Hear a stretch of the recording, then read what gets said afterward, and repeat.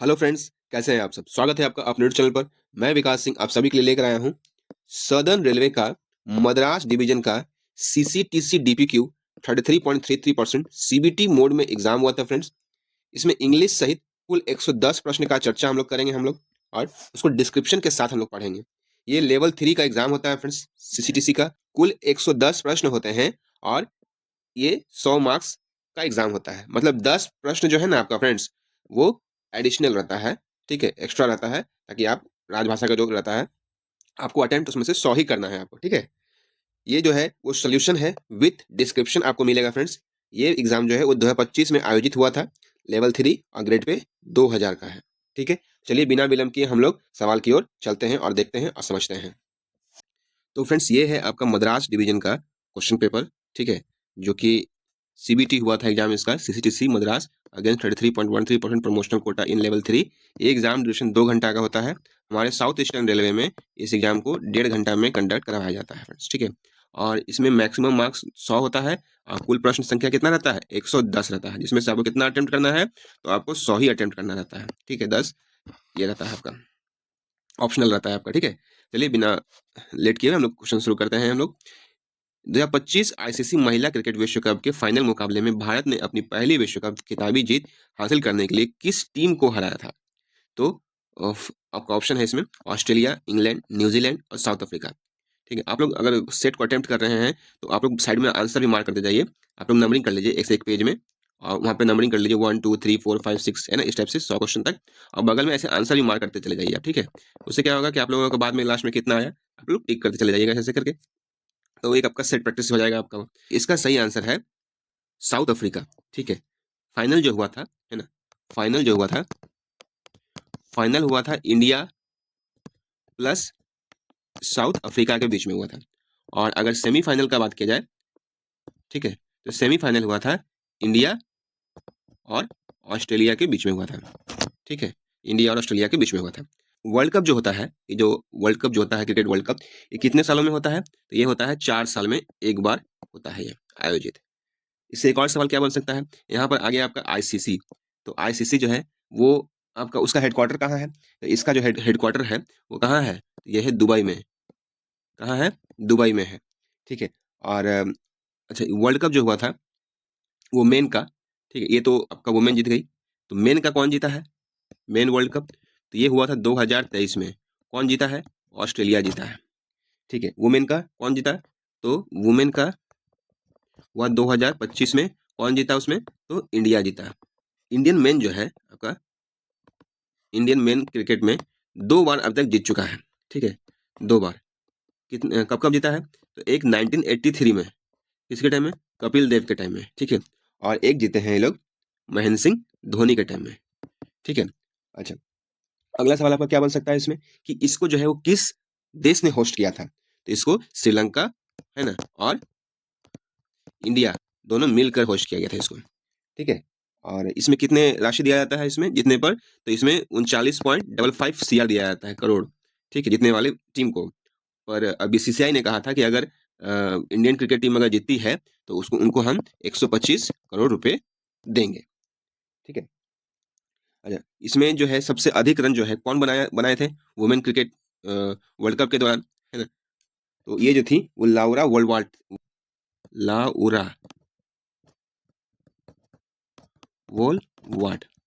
कहाँ की प्लेयर है ये? तो ये दक्षिण अफ्रीका की है, ठीक है। अच्छा, ये जो है आपका इतना इससे ये इतना सवाल बन सकता था फ्रेंड्स, ठीक है। अच्छा, इसमें से एक और पूछ सकता था कि ये तो इसी सवाल ही था कि साउथ अफ्रीका वो विजेता रहा इसमें, ठीक है। चलिए अगला सवाल हम लोग देखते हैं। तो इतने सारे प्रश्न बन सकते थे फ्रेंड्स इसमें, जो मैंने लगभग सारे करवा दिया है। बाकी कुछ छूट गया तो आप लोग उसको कवर कर लीजिएगा या फिर कमेंट बॉक्स में कमेंट कीजिएगा। Wings of fire is an autobiography of which former president of India? Fire of wings Bharat के किस पूर्व राष्ट्रपति की आत्मकथा है? Doctor Rajendra Prasad, doctor APJ Abdul Kalam, doctor S Radhakrishnan या डॉक्टर जाकिर हुसैन? इसका सही आंसर है डॉक्टर एपीजे अब्दुल कलाम, ठीक है। डॉक्टर एपीजे अब्दुल कलाम की विंग्स ऑफ फायर एक ऑटोबायोग्राफी है। तो फ्रेंड्स ये है हमारे एपीजे अब्दुल कलाम, ठीक है, विंग्स ऑफ फायर। फ्रेंड्स ये इनका ऑटोबायोग्राफी है। ये लिखा गया था फखरुज्जमान तपादर के द्वारा लिखा गया था ये। अच्छा, ये जो है हमारे 11वें राष्ट्रपति थे। कितने राष्ट्रपति थे? 11th प्रेसिडेंट थे हमारे ये, ठीक है। और इन्होंने अपना कार्यकाल जो है वो 2002 से लेकर 2007 तक ये हमारे राष्ट्रपति थे। इनको मिसाइल मैन ऑफ इंडिया भी कहा जाता है, क्योंकि इन्होंने अपने भारत के में मिसाइल और परमाणु कार्यक्रम के लिए अच्छा अपना योगदान दिया था, ठीक है। इनका पूरा नाम हुआ, एपीजे अब्दुल कलाम का पूरा नाम हुआ अब्बुल पाकिर जैनुलाब्दीन। क्या नाम है? अब्बुल अब्बुल पाकिर जैनुलाब्दीन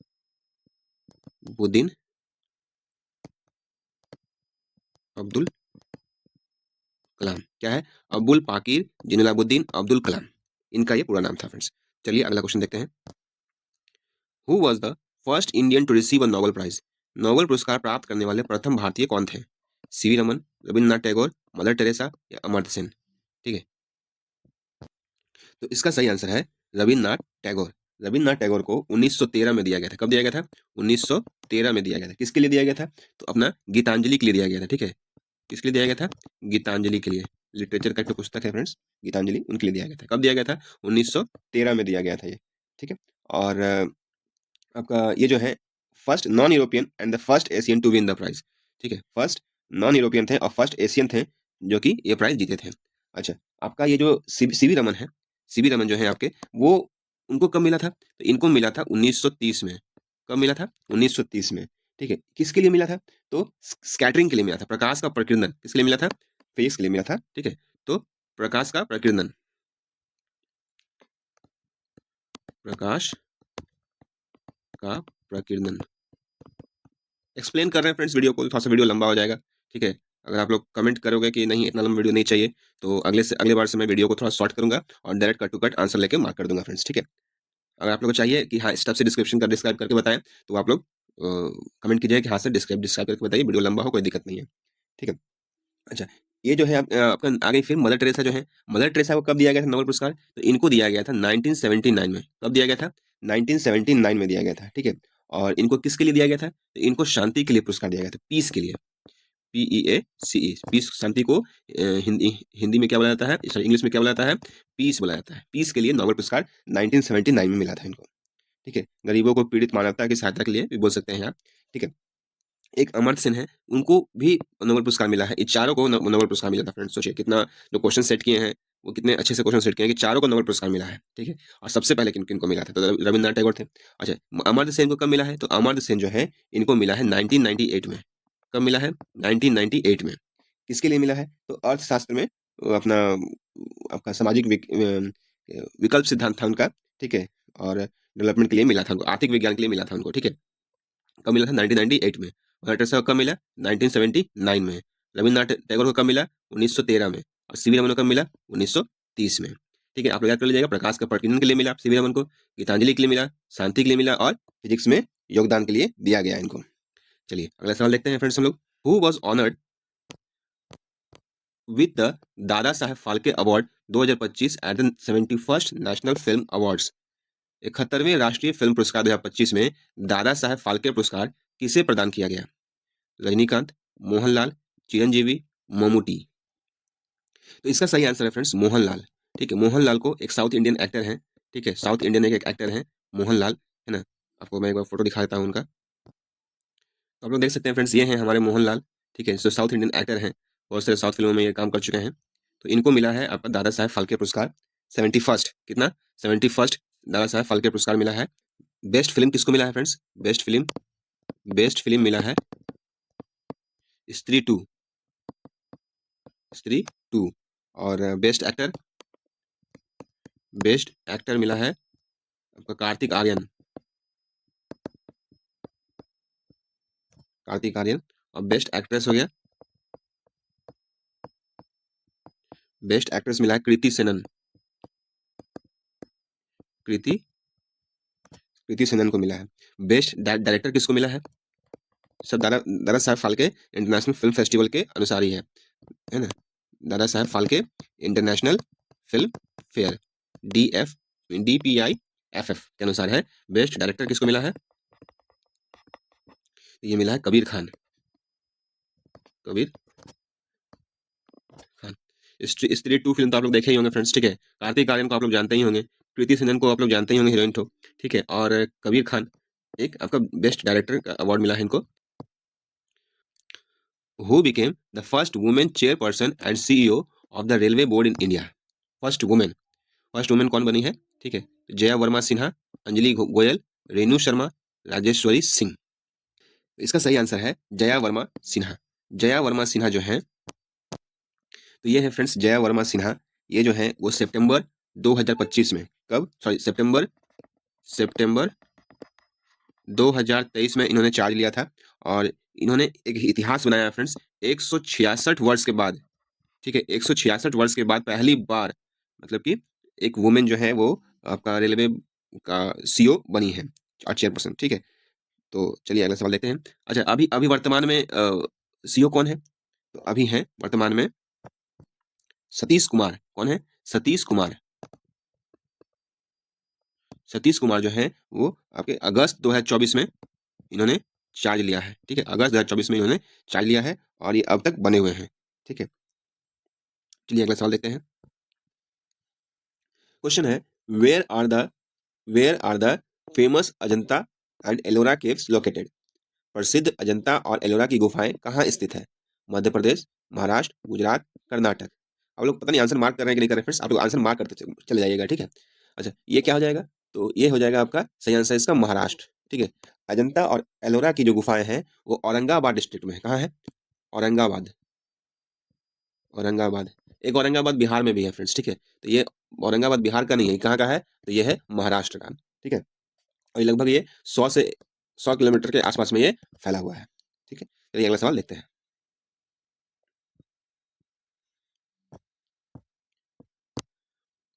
क्या है अगला सवाल? द गिर national park and wild life sanctuary is famous for which animal. गिर राष्ट्रीय उद्यान और वन्य जीव अभ्यारण्य किस जानवर के लिए प्रसिद्ध है? Bengal tiger, Asiatic lion, Indian leopard, Indian rhinoceros. इसका सही आंसर है एशियाटिक लायन। एशियाटिक लायन जो है के लिए जो गिर नेशनल पार्क जो है वो फेमस है, ठीक है। गिर नेशनल पार्क है कहाँ पे? तो ये है गुजरात में, ठीक है। और ये जो है आपका 1965 में इसकी स्थापना हुई थी। कब हुई थी? 1965 में इसकी स्थापना हुई थी। और ये जो है आपका इसमें लगभग 300 से ज्यादा स्पीसीज है यहाँ पे, जैसे कि लेपर्ड, लेपर्ड हो गए, लेपर्ड आप लोग समझ रहे होंगे, चीता, हाइनाज, आपका जैकल जिसको बोलते हैं, ठीक है। इस तरह से हिरन, बहुत सारे स्पीसीज हैं इसमें, 300 से प्लस स्पीसीज है यहाँ पर, जिसमें से सबसे फेमस है एशियाटिक लायन। कौन सा है? एशियाटिक लायन सबसे फेमस है, ठीक है। चलिए अगला सवाल देखते हैं। सवाल है, the Kaveri rivers originate from which place. Kaveri नदी का उद्गम स्थल कहाँ है? Brahmagiri hills Karnataka, Annamalai hills Tamil Nadu, Aravalli hills Rajasthan, Vindhyan range Madhya Pradesh, ठीक है। तो ये तो ऑप्शन से ही छट जा रहा है फ्रेंड्स कि कौन कौन सा है। ये तो होगा नहीं, तमिलनाडु से तो निकलता नहीं है, मध्य प्रदेश आपका है नहीं। इसका सही आंसर क्या जाएगा? ब्रह्मगिरी हिल्स, ठीक है। ब्रह्मगिरी हिल्स जो है इसका सही आंसर है। अच्छा, ब्रह्मगिरी हिल्स से ये कहाँ से निकलती है? तो इसको बोला जाता है ताला कावेरी। क्या बोला जाता है? ताला, ताला बोल सकते हैं इसको आप लोग, ताला कावेरी। ताला कावेरी से निकलती है ब्रह्मगिरी हिल से। वेस्टर्न घाट भी बोला जाता है, वेस्टर्न घाट मैंने वेस्ट तरफ से निकलती है, ठीक है, कर्नाटक से, ठीक है। चलिए अगला सवाल देखते हैं। मतलब याद रखिएगा, क से कावेरी, के से कावेरी, के से कर्नाटक, के से कावेरी, के से कर्नाटक से ये निकलती है। तो कहाँ से निकलती है? तो ब्रह्मगिरी हिल से ताला कावेरी, है ना। चलिए अगला सवाल देखते हैं। What was the What was the name of the operation launched by India in 2025 as a retaliatory action involving missile and drone strikes after a major militant attack in Jammu and Kashmir? 2025 में जम्मू कश्मीर में बड़े आतंकी हमलों में के प्रतिकार स्वरूप भारत द्वारा मिसाइल और ड्रोन शुरू किए गए थे। अब किए गए अभियान का नाम क्या था? ऑपरेशन शक्ति, ऑपरेशन सिंदूर, ऑपरेशन विजय या ऑपरेशन सुरक्षा। इसका सही आंसर है ऑपरेशन सिंदूर। ऑपरेशन सिंदूर जो है ये इंडिया और पाकिस्तान, है ना, इंडिया और पाकिस्तान के बीच में ये युद्ध चला था। और ये जो है वो 7 मई को, कब? 7 मई से ये स्टार्ट हुआ था, है ना।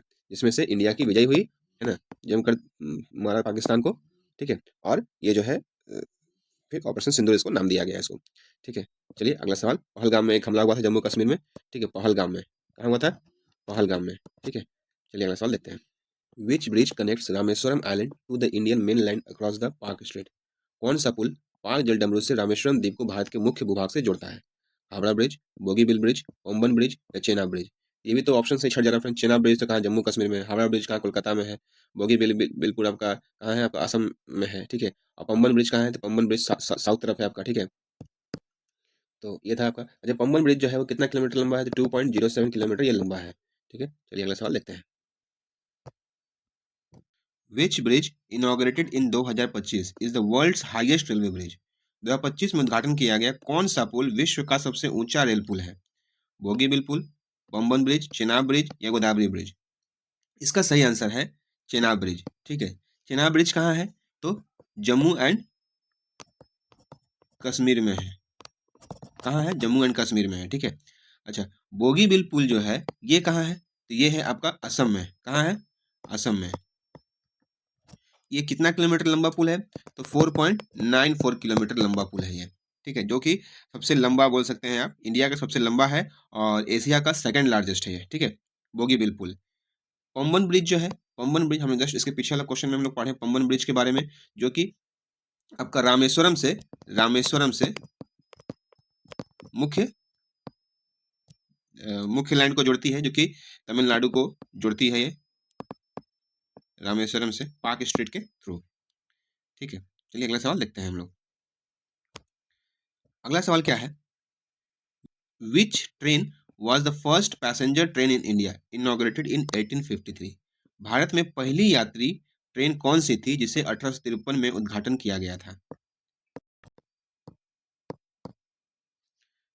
फेरी क्वीन, डेक्कन क्वीन, मुंबई थाने ट्रेन या हावड़ा दिल्ली मेल? तो देखिए इसका सही आंसर जो है ना फ्रेंड्स, वो मुंबई थाने ट्रेन हो जाएगा, ठीक है। वो ट्रेन कोई नाम बोल के नहीं चला था, मुंबई से थाने चला था, इसलिए मुंबई थाने ट्रेन इसको कहा जाता है।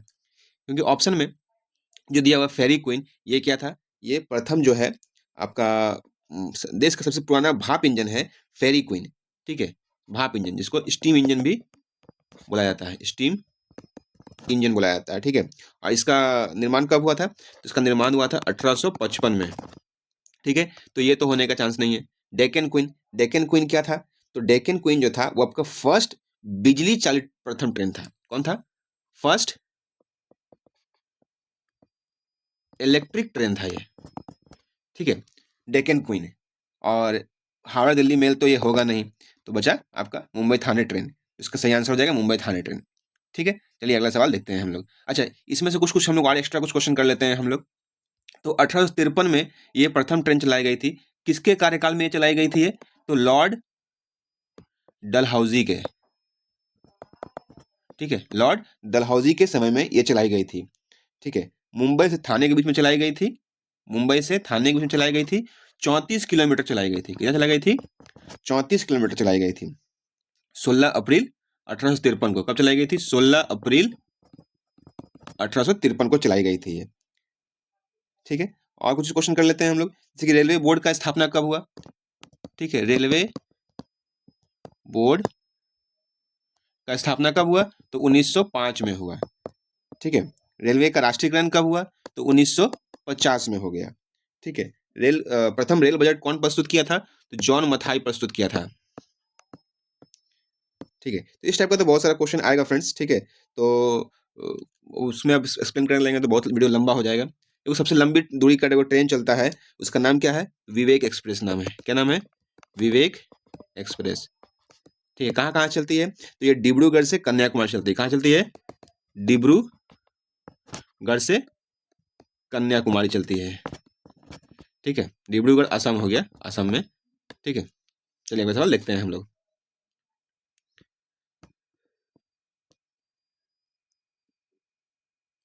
The statue of unity represents which leader. Statue of unity जो है किस भारतीय नेता को की प्रतिमा है ये, महात्मा गांधी, सरदार वल्लभ भाई पटेल, जवाहरलाल नेहरू या सुभाष चंद्र बोस? तो इसका सही आंसर हो जाएगा सरदार वल्लभ भाई पटेल। और ये जो स्टैचू है वो 182 मीटर ऊंचा है, या फिर आप बोल सकते हैं 597 फीट।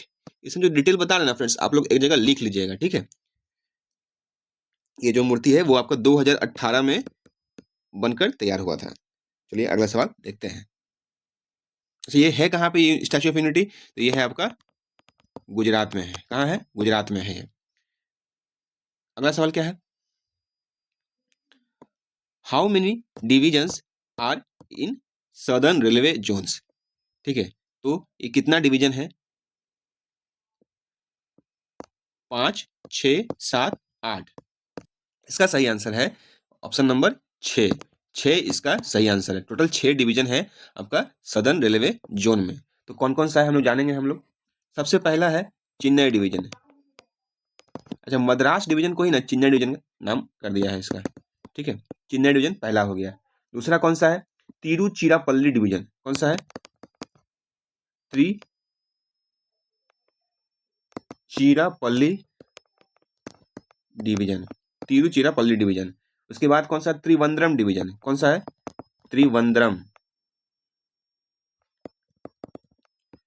उसके बाद सलेम डिवीजन, सलेम डिवीजन है। उसके बाद पालघाट डिवीजन, पालघाट डिवीजन। और लास्ट कौन सा है आपका, मदुरई डिवीजन, मदुरई डिवीजन। ठीक है, कितना हो गया, 1, 2, 3, 4, 5 और ये हो गया 6। टोटल 6 डिवीजन है आपका सदर्न रेलवे जोन में। ठीक है, चलिए अगला सवाल देखते हैं हम लोग।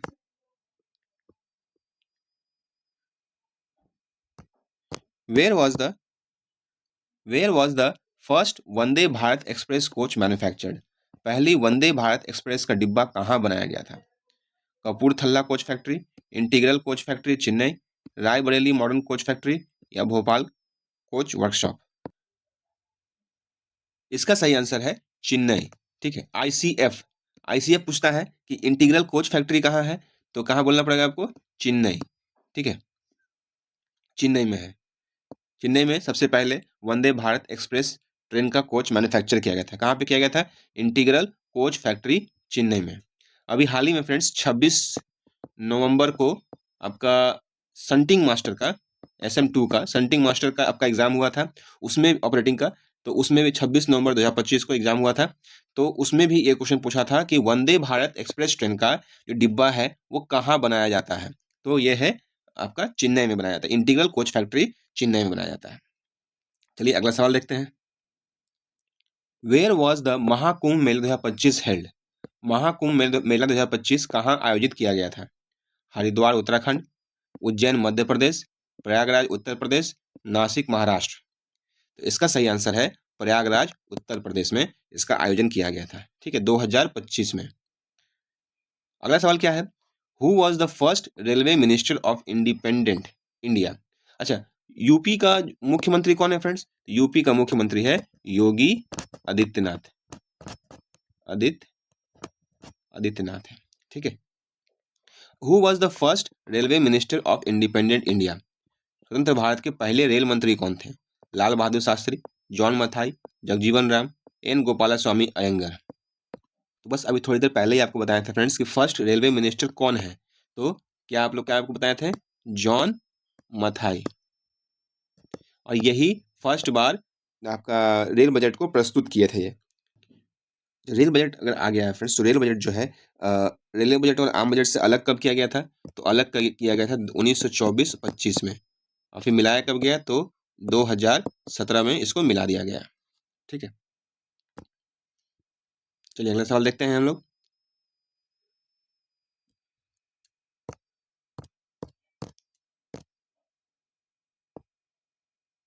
D Gukesh is known for which sports.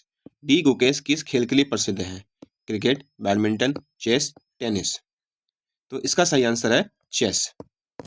तो फ्रेंड्स ये है हमारे डी गुकेश। ठीक है, और इन्होंने चेस का ये prodigy from India who became the 18th world chess championship in 2024 में।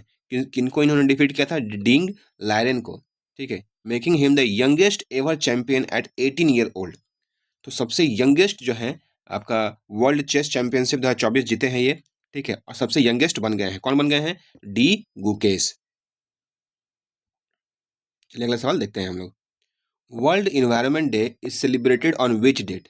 विश्व पर्यावरण दिवस किस तारीख को मनाया जाता है, 5 जून, 2 अप्रैल, 8 जून, 16 सितंबर। इसका सही आंसर है वर्ल्ड इन्वायरमेंट डे जो है वो 5 जून को मनाया जाता है।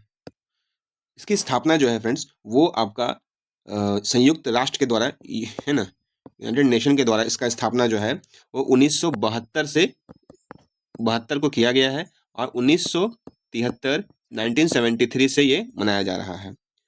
ठीक है, चलिए अगला सवाल देखते हैं हम लोग।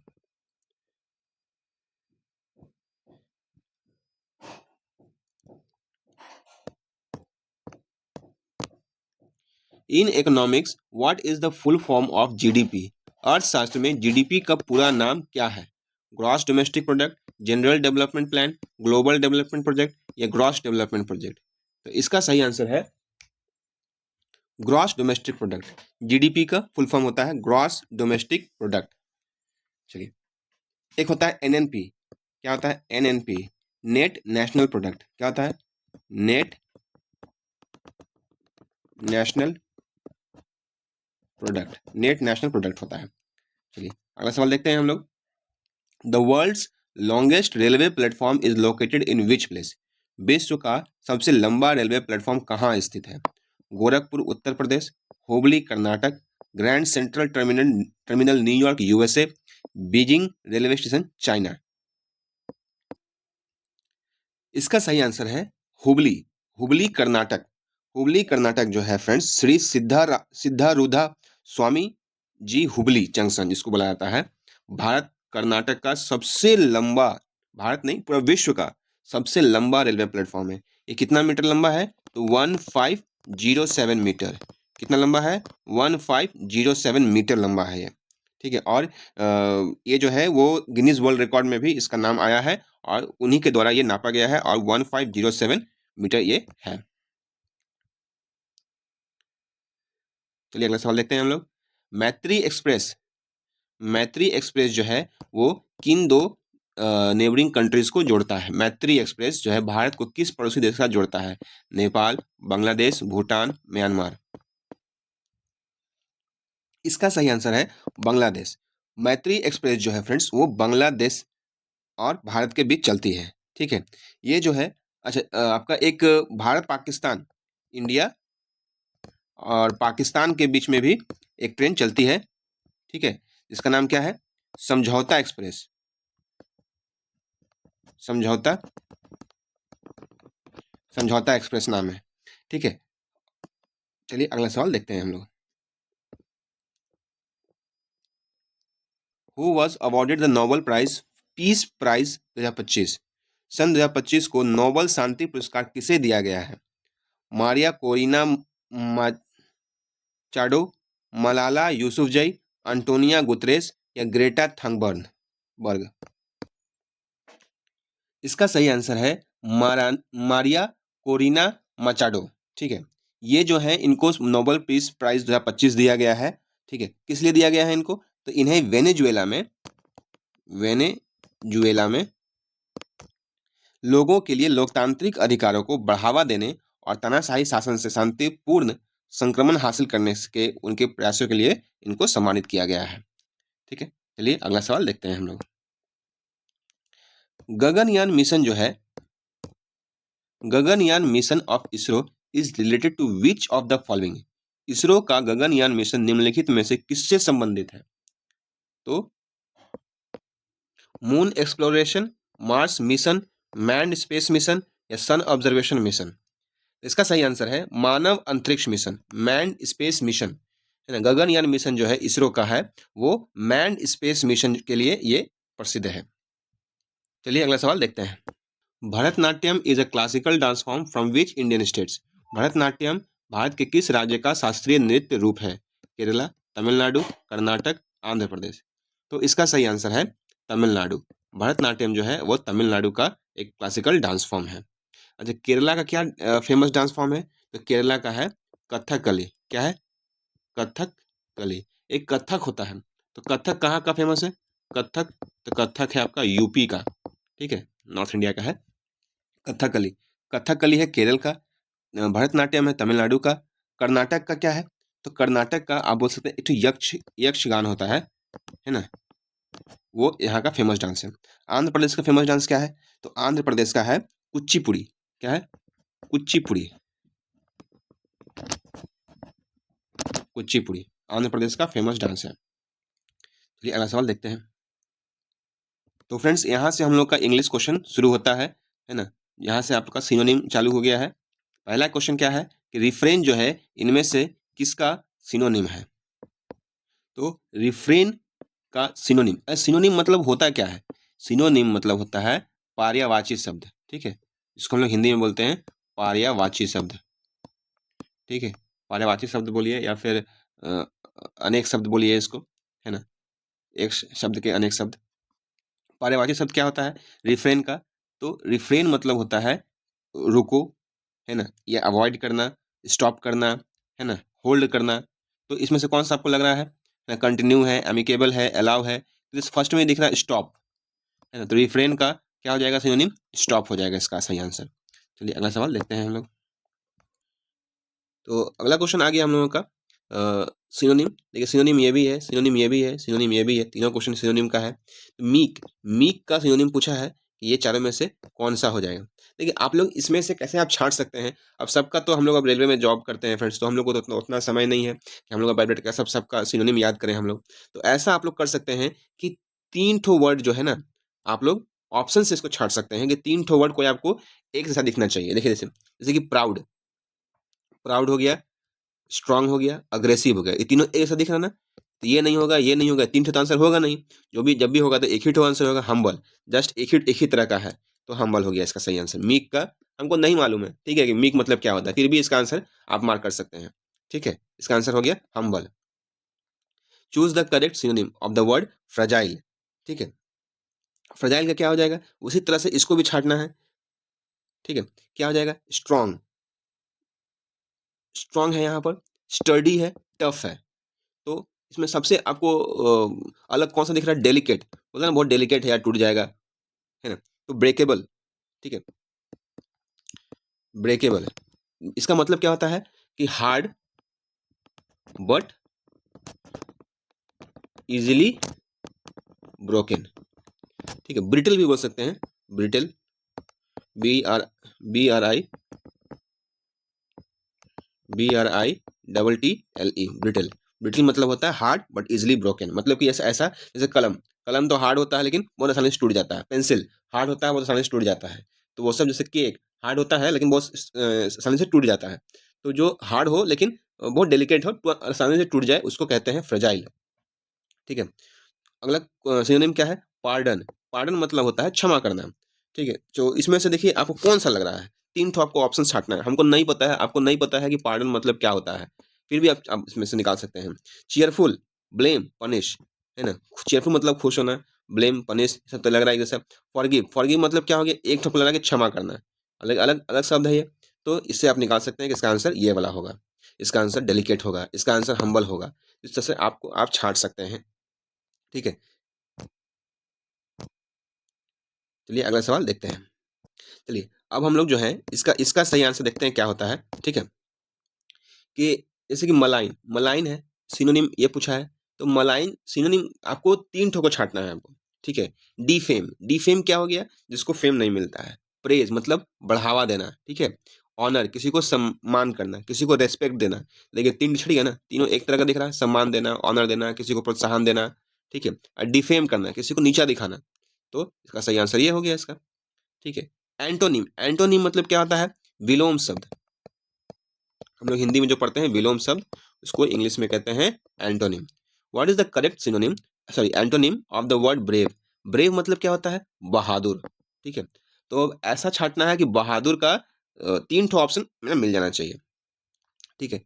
जैसे कि बहादुर का उल्टा पूछा है ना, कोल्ड मतलब ठंडा हो गया, बोल्ड या फियरलेस, मतलब बोल्ड मतलब बहुत बोल्ड लड़का है, फियरलेस, फियरलेस मतलब बिना निडर एकदम, ठीक है। कोवार्ड मतलब क्या होता है? डरपोक, ठीक है, डरपोक। तो इस तरह से आप 3 ठो को आप छांट सकते हैं, ठीक है। और एक आंसर को आप मार्क कर सकते हैं। सिनोनिम एंटोनिम बनाने का यही तरीका होता है mainly. What is the correct antonym of the word optimism.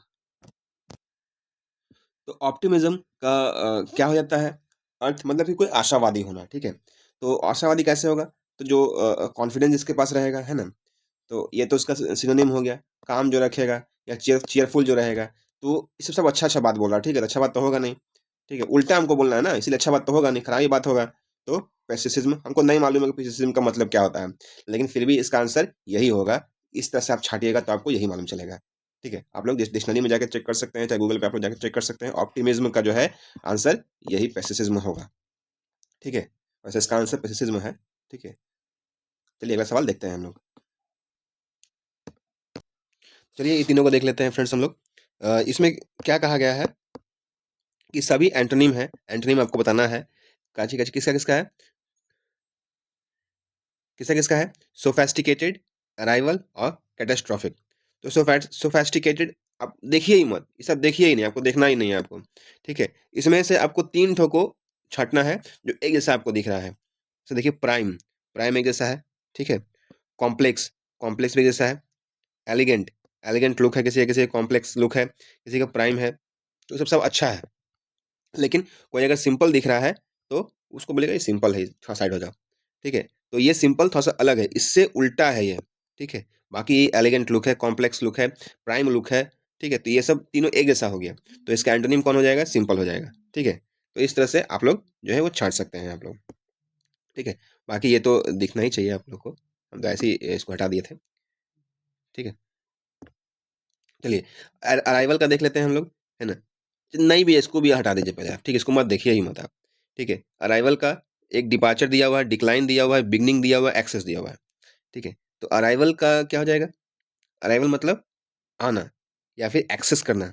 ठीक है, आप आए, अराइव किए तो एक्सेस हुआ। बिगनिंग शुरुआत करना। एक हो गया यहाँ पे डिक्लाइन और डिपार्चर। डिक्लाइन मतलब वहां पर आके खत्म हो गया, मतलब डिक्लाइन मतलब अराइवल के बाद वहां पे लास्ट हो गया, खत्म हो गया वहां पर। और एक डिपार्चर मतलब कि वहां से आप खुले हैं, अराइव किए हैं और फिर वहां से फिर आप वापस वहां के लिए कहीं और के लिए खुले हैं। तो अराइवल का उल्टा क्या हो जाएगा? इतनी देर ऐसा लग रहा है, ये डिपार्चर हो जाएगा इसका। ठीक है, तो ये जो है आपका, ये उतना इंपॉर्टेंट नहीं रखता है कि आप यहाँ पे क्या देख रहे हैं नहीं देख रहे हैं। ठीक है, क्या क्या किसका अराइवल पूछ रहा है, किसका एंटोनिम पूछ रहा है नहीं पूछ रहा है, इससे कोई मतलब नहीं है। ठीक है, आपको सिर्फ देखना है कि तीन कौन सा मिल रहा है मेरा, बस वही आंसर हो जाएगा, चाहे सिनोनिम हो चाहे एंटोनिम हो। कैटास्ट्रॉफिक हमको नहीं पता, चाहे आपको नहीं पता है कैटास्ट्रॉफिक मतलब क्या होता है, क्योंकि हम लोग रेलवे में जॉब करते हैं यार, उतना हम लोग का समय नहीं होता है इतना पढ़ने लिखने का। ठीक है, तो बस हम लोग को ये ट्रिक अपनाना है कि तीन ठो को मिलाना है हम लोगों को। ठीक है, कोई भी तीन ठो मिला लेना है, उसका बताना है। चलिए इसका आंसर आप लोग हमको बताइए कमेंट बॉक्स में। इसका आंसर हम नहीं बताएंगे, आप लोग कमेंट बॉक्स में से कमेंट कीजिए आप लोग। चलिए अगला सवाल देखते हैं हम लोग।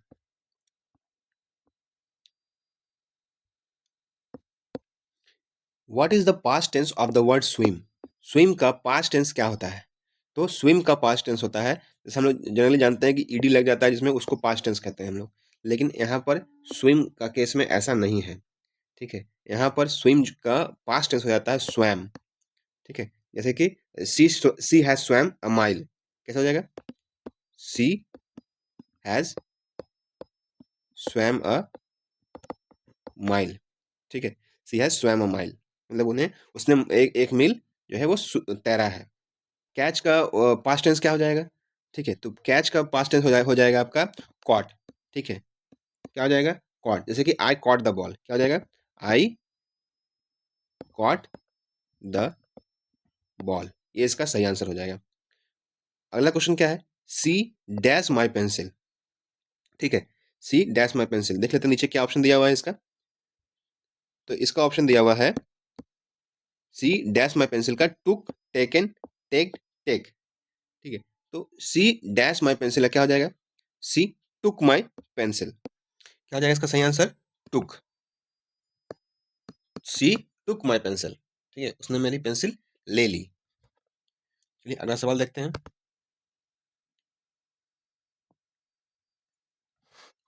Ramu dash to the barber. Ramu gone, went, go या गोइंग?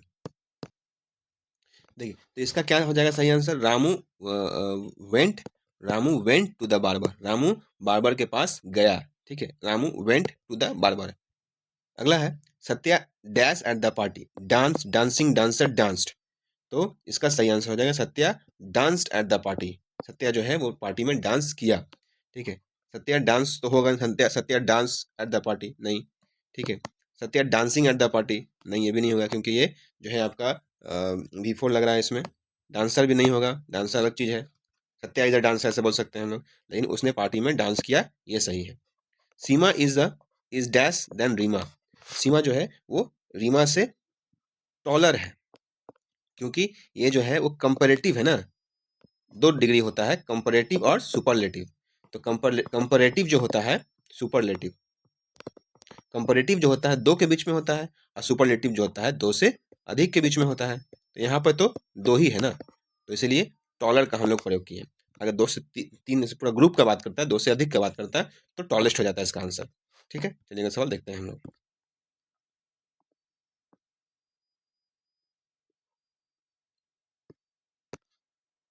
इसका सही आंसर है, अच्छा, ये क्वेश्चन देख लेते हैं हम लोग कि Ajay is the dash in the class.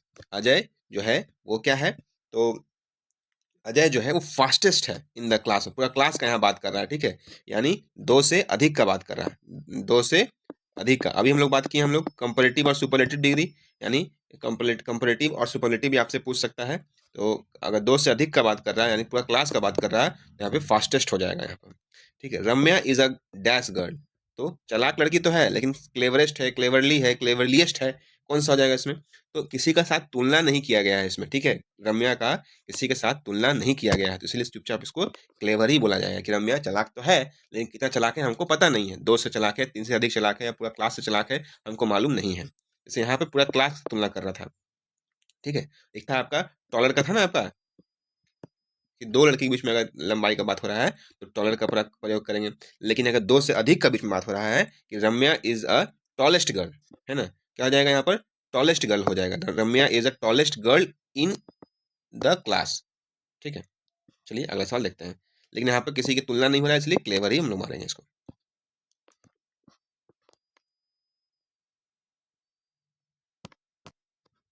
तो what is the plural of the word tooth? Tooth, एक टूथ को जो है ना, एक टूथ को टूथ बोला जाता है, ठीक है, लेकिन अगर ढेर सारा है, 32 है आपके पास अगर दांत है, तो क्या बोला जाएगा उसको? तीत बोला जाएगा, ठीक है, तीत बोला जाएगा, तीत। ठीक है, ये सब नहीं बोला जाएगा आपको, ठीक है, ये सब नहीं होता, तीत बोला जाता है। ठीक है, अगला सवाल देखते हैं कि वाई डैश यू क्राइम। तो यू के साथ हमेशा क्या लगाते हैं? आर। और आई के साथ क्या लगाते हैं हमेशा? एम। इज के साथ लगाते हैं तो दिस के साथ लगाते हैं, या फिर कुछ भी, कोई किसी का नाम है Ram is a bad boy, ठीक है, तो ये सब जो है लगाते हैं। तो इसमें क्या हो जाएगा? आर इज वाज तो पास्ट टेंस में लगाते हैं, क्राइंग यहाँ बोला है, अभी भी बेचारा रो रहा है, तो इज हो जाएगा यहाँ पर। Sorry, why are you crying, तो यू के साथ क्या लगता है? आर लगता है यहाँ पर, वाई आर यू क्राइंग। चलिए अगला सवाल देखते हैं हम लोग। What does the idiom beat around the bush mean? Beat around the bush मतलब क्या होता है? तो beat around the bush idiom का मतलब होता है to avoid talking about something directly. क्या होता है? To avoid talking about something directly. तो मतलब डायरेक्टली किसी से बात या फिर किसी चीज का बात न करना, क्या हो जाएगा? तो स्पीक इनडायरेक्टली। ठीक है, ये इसका सही आंसर हो जाएगा। चलिए अगला देखते हैं हम लोग।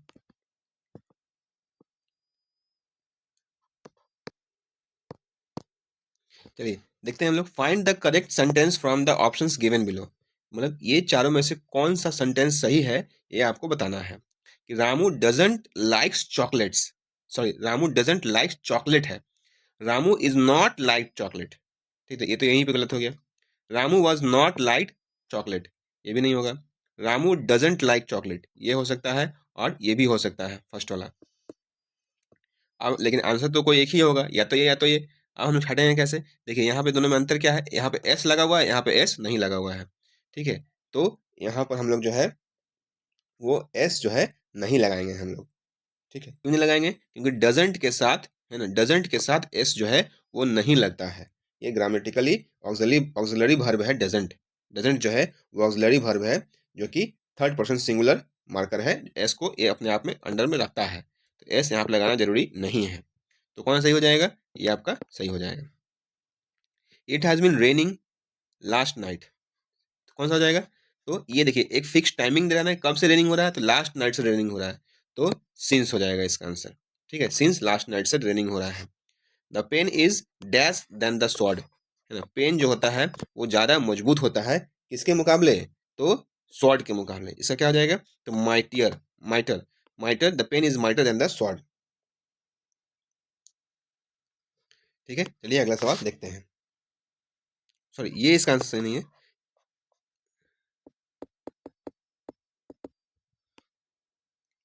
The pen is dash than the sword, इसका सही आंसर क्या हो जाएगा, तो माइटियर। ठीक है, पेन जो है यहाँ पर बोला जा रहा है कि पेन जो है कलम की ताकत तलवार से ज्यादा होती है। ठीक है, चलिए अगला सवाल देखते हैं हम लोग। अगला क्वेश्चन क्या है, तो he is not dash honourable man. ठीक है, तो हम लोग जानते हैं क्या कि वॉवेल जो है, वॉवेल जो होता है, वॉवेल से पहले क्या लगता है, एन लगता है, या वॉवेल का साउंड से पहले भी एन ही लगता है, ये चीज आप याद रखिएगा। तो हॉनरेबल इसको नहीं बोला जाता है, इसको क्या होता है, ऑनरेबल। ये जो होता है, एच जो होता है वो साइलेंट होता है, ऑनरेबल बोला जाता है इसको। ठीक है, तो ओ हो गया यहाँ पर, तो वॉवेल हो गया ये, तो यहाँ पर क्या लग जाएगा, एन लग जाएगा, एन ऑनरेबल मैन हो जाएगा। ठीक है, चलिए अगला सवाल देखते हैं हम लोग। तो क्वेश्चन एक्सप्लेन करने से पहले फ्रेंड्स, आप लोग वीडियो को लाइक कर दें। लाइक करने से ये होगा कि मुझे लगेगा कि हाँ, मैंने ये वीडियो को अच्छा बनाया है। चलिए क्वेश्चन को देखते हैं हम लोग। सबसे पहले क्या क्वेश्चन लिखा गया है इसमें, बोला है कि 1286 का 50% कितना होगा। ये तो बहुत सिंपल क्वेश्चन है। 1286 का मतलब गुना 50%। 50% को आप ऐसे भी ले सकते हैं या 1/2 भी ले सकते हैं। काटेंगे इसको तो 1/2 ही हो जाएगा। ठीक है, और जब दिए 2 से इसको काटेंगे हम लोग, तो 2 छक 12, 2 चौके 8, 2 तिहाई 6, यानी कितना हो गया इसका आंसर, 643। कौन सा ऑप्शन आएगा, ये वाला आंसर आएगा। चलिए अगला सवाल देखते हैं हम लोग। तो इसमें क्या बोला है कि पहले 50 प्राकृतिक संख्याओं का योग क्या है। तो प्राकृतिक संख्या क्या होता है, ये नेचुरल नंबर क्या होता है, जो संख्या एक से लेकर आपका अनंत तक रहे। ठीक है, एक से शुरू होता है, उसको प्राकृतिक संख्या कहते हैं, नेचुरल नंबर कहते हैं फ्रेंड्स। ठीक है, तो इसमें जो है इसका क्या फॉर्मूला है, तो इसका है आपका कोई भी अगर लगातार x प्राकृतिक संख्याओं का योग बोले, तो सीधा सीधी हम लोग जानते हैं x+1 बाई 2, 1 + 2 + 3 + 4 + 50, 50 तक बोला है, 50 तक जाएंगे हम लोग। ठीक है, इसमें x क्या लेना है, 50। ठीक है, 50 ले लेना है, यानी अंदर में कितना आ जाएगा, 50 + 1 डिवाइडेड 2, कितना हो जाएगा, 50 गुना 51/2, ये इससे कट जाएगा। ठीक है, कितना हो जाएगा, इसको मल्टीप्लाई कर देंगे 25 और 51 को,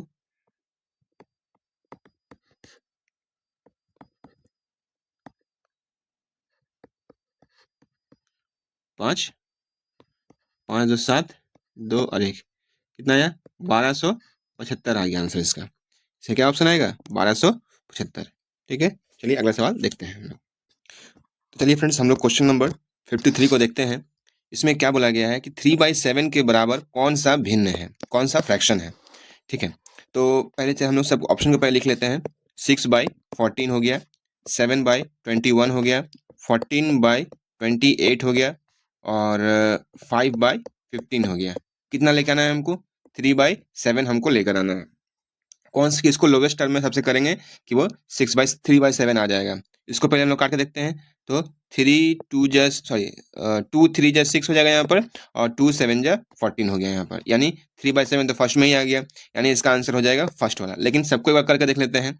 ठीक है, आपको दिखाने के लिए 7 1 जा 7, 7 3 जा 21, 7 2 जा 14, 7 4 जा 28, 5 1 जा 5, 5 3 जा 15। देखिए किसी में नहीं ना आया 3/7, ये जो है आपका 3/7 जो है वो किसी में नहीं आया।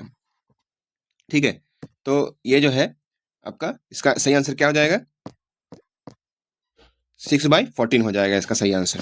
चलिए अगला सवाल देखते हैं कि 1/3 है, 1/3 + 2/5 है, + 3/7 है। तीनों को अगर जोड़ेंगे तो कितना हो जाएगा। तो सबसे पहले इसका हम लोग क्या करेंगे, एलसीएम ले लेंगे। 3 5 7 का एलसीएम कितना हो जाएगा, 3 5 और 7 का अगर हम लोग एलसीएम निकालेंगे तो ये तीनों का एलसीएम तो आएगा नहीं फ्रेंड्स, ठीक है। तो कितना हम लोग करेंगे, इसको मल्टीप्लाई करेंगे हम लोग, है ना। 5 3 15 और 15 7 जो कितना हो जाएगा, कितना हो जाएगा इसका एलसीएम, 105 हो जाएगा। इसको अगर तीनों को मल्टीप्लाई करेंगे तो हम लोग, तो चलिए एलसीएम ले लेते हैं। 105 हो गया इसका एलसीएम। अब 3 का टेबल में 105 कितना बार में आएगा, तो आएगा ये कितना बार में, आपका आएगा 7 5 35 बार में आएगा, ठीक है। 35 को क्या करेंगे, ये 35 को ऊपर ले जाकर मल्टीप्लाई कर देंगे, तो यहाँ पर हो जाएगा 35 प्लस 5 का टेबल में 105 कितना बार में आएगा, तो 21 बार में आएगा। 21 को क्या करेंगे, ऊपर ले जाकर 2 से मल्टीप्लाई कर देंगे, यानी 21 दूनी 42 हो जाएगा ये।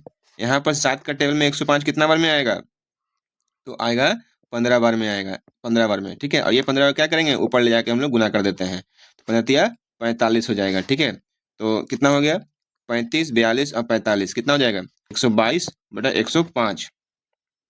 कौन सा है आपका ऑप्शन में, तो ऑप्शन में है ए। चलिए अगला सवाल देखते हैं हम लोग। चलिए इस क्वेश्चन को हम लोग देखते हैं। Find the missing term in the sequence 137 15। क्या क्या है, 1 है, 3 है, 7 है, 15 है और आपको निकालना है पांचवा। कितना गैप हो जाएगा यहाँ पर, तो यहाँ पर गैप हो जाएगा 2 का। यहाँ पे कितना गैप हो जा रहा है, 4 का। यहाँ पे कितना गैप हो जा रहा है, 8 का। इसका मतलब कितना हो जा रहा है, 4 4 ऐड होते चला जा रहा है, ठीक है, मतलब डबल हो जा रहा है, ठीक है। 2 गुना 4, 4 गुना 2 8, 8 गुना 2 कितना हो जाएगा, 16। तो 16 कितना हो जाएगा, यहाँ पर 15 में 16 ऐड कर देंगे हम लोग, कितना हो जाएगा, 31 हो जाएगा इसका आंसर। 31 है ना ऑप्शन में, ठीक है। चलिए अगला सवाल देखते हैं हम लोग। क्या बोला है कि अ train travels at a speed of 124 kmph, what distance will it travel in 2.5 hours, ठीक है। तो डिस्टेंस निकालने के लिए हम लोग क्या फॉर्मूला लगाते हैं, डिस्टेंस बराबर होता है स्पीड इनटू टाइम होता है। तो स्पीड कितना दिया हुआ है, 124 kmph, इनटू टाइम कितना दिया हुआ है, 2.5 घंटा। तो 2.5 घंटा को हम लोग ऐसे भी लिख सकते हैं, इसको हम लोग फ्रैक्शन में कर देंगे, 2 2 4 और एक 5, यानी 5/2। इसको हम लोग कट कर देंगे यहाँ से हम लोग, तो 2 6 12, 2 2 4, 62 को 5 से मल्टीप्लाई कर देंगे, कितना हो जाएगा, 5 2 10 का 1, 6 5 30 31, 310 किलोमीटर हो जाएगा इसका आंसर। 310 किलोमीटर पहला ऑप्शन है। चलिए अगला सवाल देखते हैं हम लोग। कैलकुलेट करना है आपको, इन दोनों को मल्टीप्लाई करके माइनस करना है इतना, जोड़ना है इतना, तो ठीक है। तो ये तो सिंपल क्वेश्चन है फ्रेंड्स, आप लोग भी कर सकते हैं इसको। इन दोनों को जब मल्टीप्लाई कीजिएगा तो आ जाएगा कितना, 32 340 आ जाएगा, ठीक है। इसमें आप कितना जोड़िएगा, 543 को आप जोड़ दीजिए, आप कितना हो जाएगा, 3 4 4 8 हो जाएगा, 5 3 8 2 और 3 हो जाएगा यहाँ पर। इसमें से 387 को आप घटा दीजिए, ठीक है, कितना हो जाएगा, 32 496 हो जाएगा इसका आंसर है, 32 496। ये देखिए ऑप्शन नंबर बी हो जाएगा इसका आंसर। तो ये तो सिंपल था। चलिए अगला सवाल देखते हैं। इसमें क्या बोला है, एवरेज निकालना है, औसत, ठीक है। 4 संख्याओं का औसत दे दिया है, कितना है, 16 है। 4 संख्याओं का औसत दिया हुआ है 16 है, तो टोटल कितना हो जाएगा, टोटल हो जाएगा आपका 16 16 चौक 64 हो जाएगा टोटल, ठीक है। यदि पहले 3 का योग 40 है, कितना बोला, जैसे मान लीजिए कोई भी नंबर है, 3 4 है, बोला पहले 3 का जो है वो कितना दिया हुआ है, 40 दिया हुआ है। पहले 3 का दिया हुआ है 40, और तो चौथी संख्या क्या होगी, यही पूछा है, सिंपल है। तो टोटल कितना दिया हुआ है चारों का, 64। पहला 3 का आपको मालूम है कितना, 40, इस माइनस कर देंगे, इसमें से 4 इधर हो जाएगा, ये कितना बचेगा, 2 बचेगा, यानी ये कितना हो जाएगा, 24।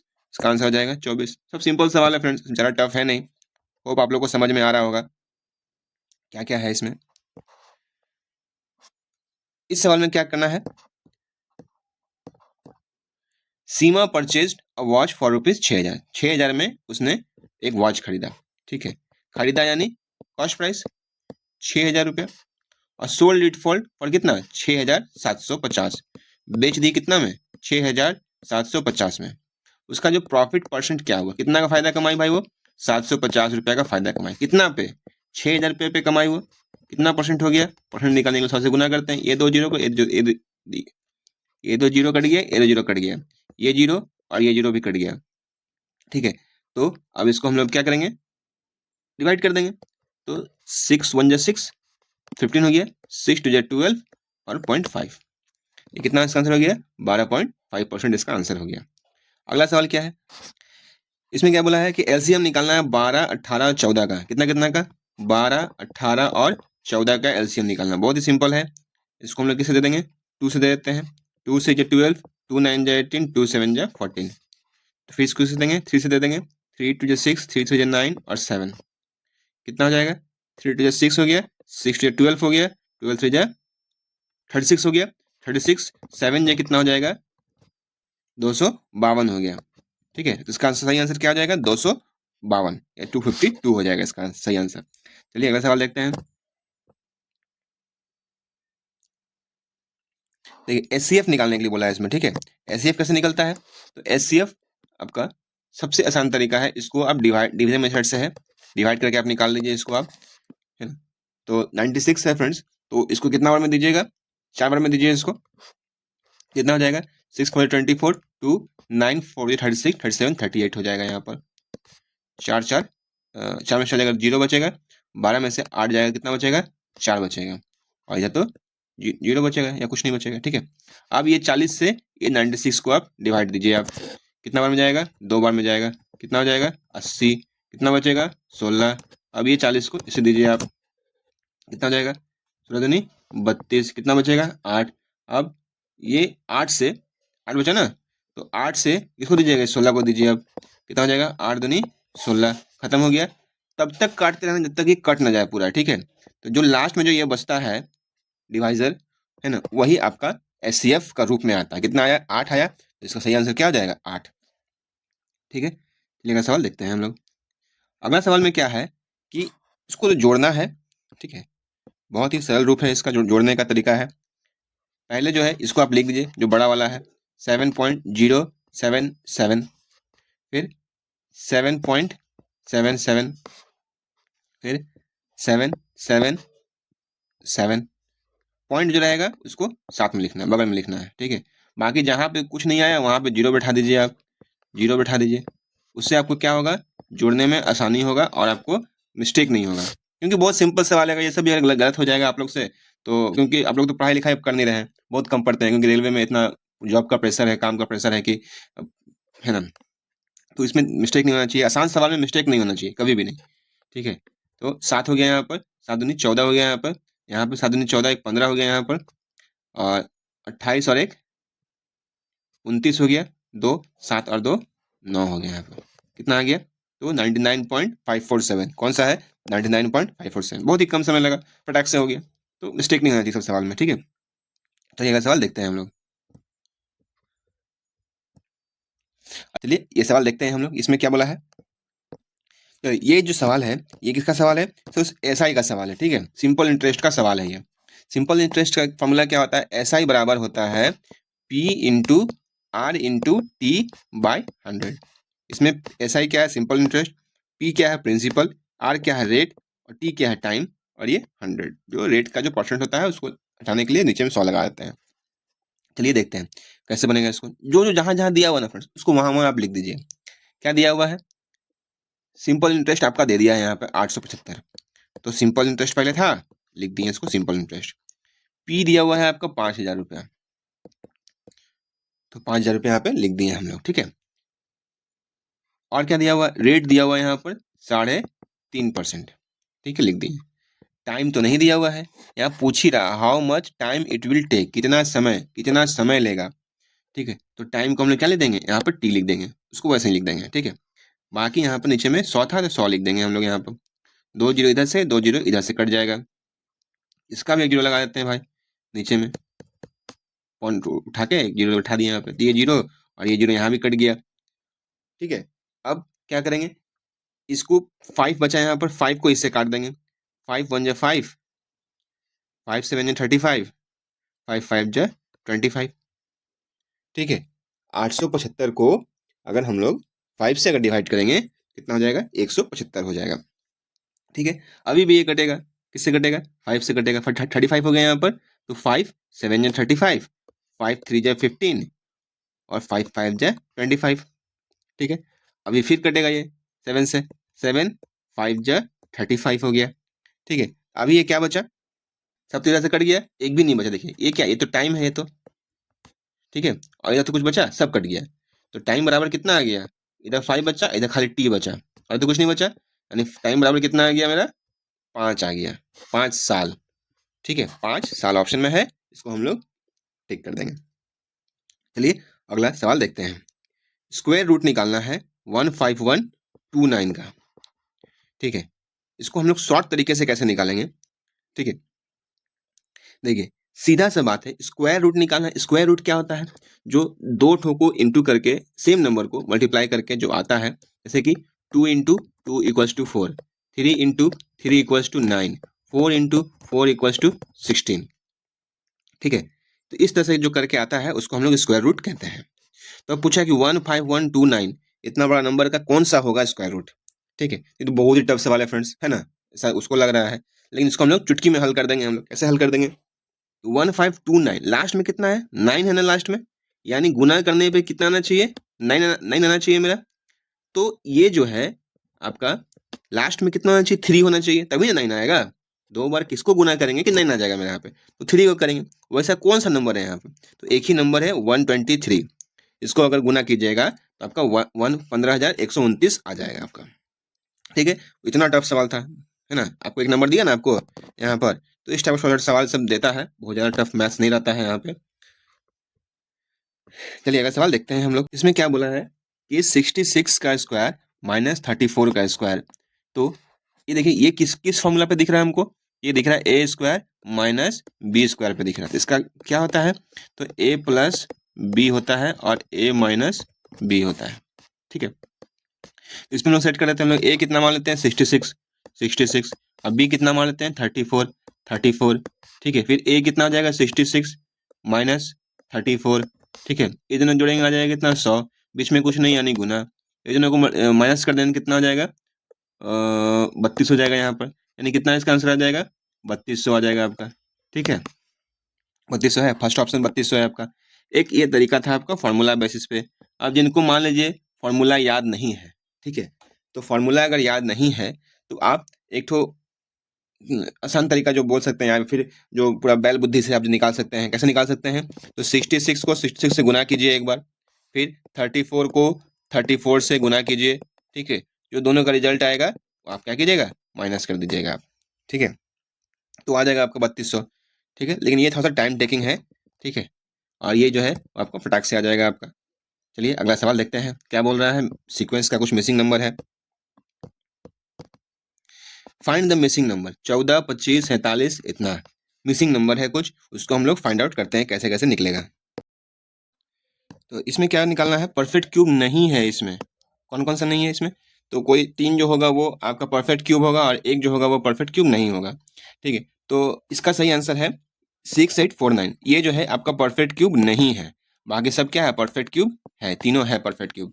ठीक है, परफेक्ट क्यूब का आपका ट्रिक वगैरह सब आपको यूट्यूब पे मिल जाएगा फ्रेंड्स, आप यूट्यूब पे जाकर आप चेक कर सकते हैं। तो बॉयज़ और गर्ल्स का यहाँ पे दिया हुआ है रेशियो। बॉयज़ का कितना है? बॉयज़ का हो जाएगा 3 है और गर्ल्स का कितना है? 2 है। तो 2 बराबर कितना दिया हुआ है?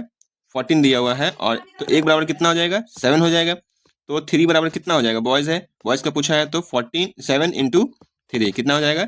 21। टोटल 21 इसका सही आंसर हो जाएगा। चलिए अगला सवाल देखते हैं। How many months are there in decade? Decade मतलब क्या होता है? एक दशक। एक दशक में कितने साल होते हैं? तो एक दशक में होते हैं 10 साल। ठीक है, एक दशक में कितने होते हैं? 10 साल। और एक साल में कितना महीना होता है? एक साल में होता है 12 महीना। तो पूछा है कि 10 साल में कुल कितने महीने होंगे? तो मल्टीप्लाई कर देंगे, 12 को 10 से कितना हो जाएगा? 120 महीना। इसका सही आंसर हो गया। ठीक है, अगला सवाल देखते हैं। What is the radius of a sphere that can perfectly fit inside a cube of 10 centimetre? ठीक है, तो इसमें क्या बोल रहा है कि इसे एक स्फीयर है, सॉरी एक क्यूब है, इस क्यूब के अंदर जो है एक स्फीयर रहेगा। ठीक है, तो मान लीजिए ये क्यूब है आपका, इस टाइप से तो क्यूब होता है जिसका चारों चारों साइड क्या होता है? बराबर होता है। ठीक है, लेकिन ये 3D डायमेंशनल होता है ये। ठीक है, मतलब ये भी 10, ये भी 10 और ये भी 10, ऐसा। ठीक है, तो इसमें क्या करना है आपको? अंदर में एक तो क्या है, इसका एक तो स्फीयर रहेगा ऐसे करके। ठीक है, स्फेयर रहेगा। तो स्फेयर जो है यहाँ से मान लीजिए यहाँ है, तो इसका पूरा त्रिज्या कितना होगा? ठीक है, ये मान लीजिए ऐसे है, तो इसका त्रिज्या कितना होगा? तो त्रिज्या वही होगा जो इसका आधा होगा। ठीक है, तो क्या आप बोल सकते हैं, the radius of the sphere, the radius of the sphere is half of its diameter. ठीक है, मतलब 10 बराबर, सॉरी 10/2 कट जाएगा, तो कितना आ जाएगा आंसर? 5 सेंटीमीटर। इसका सही आंसर है 5 सेंटीमीटर। चलिए अगला सवाल देखते हैं। Is the full form of RAC in Indian railways. ठीक है, इंडियन रेलवेज में आरएसी का फुल फॉर्म क्या होता है? आरएसी का फुल फॉर्म होता है रिजर्वेशन अगेंस्ट कैंसिलेशन। क्या होता है? Reservation against cancellation. ठीक है, आरएसी। पी एक होता है पीएनआर। पीएनआर का फुल फॉर्म क्या होता है? पीएनआर का फुल फॉर्म होता है passenger name, passenger name record. ठीक है, क्या होता है? Passenger name record. एक होता है वॉइस। वॉइस का फुल फॉर्म क्या होता है? तो फ्रेट ऑपरेशंस इंफॉर्मेशन सिस्टम। क्या होता है? Freight operations information system. ठीक है, वॉइस का आप लोग को पता है दो पार्ट होता है, कौन कौन सा? आरएमएस और एक टीएमएस होता है। आरएमएस का फुल फॉर्म क्या होता है?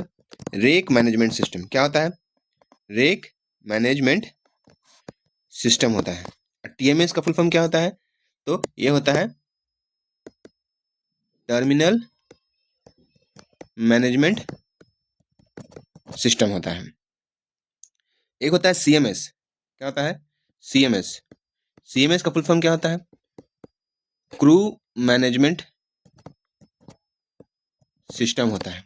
ठीक है, एक अभी आया है वाईएमएस, एक आया है। क्या आया है? वाईएमएस।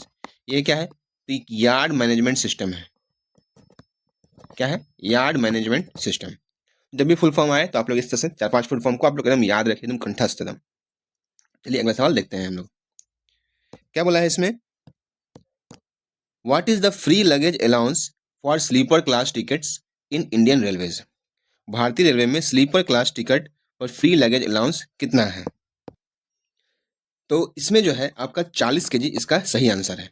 40 केजी जो है आपका फ्री लगेज अलाउंस है, और इस पे आपको 10 केजी जो है वो ये मिलता है, अतिरिक्त सामान आप लेके जा सकते हैं, अनुमति है, इसके लिए कोई चार्ज नहीं लगेगा। चलिए अगला सवाल देखते हैं।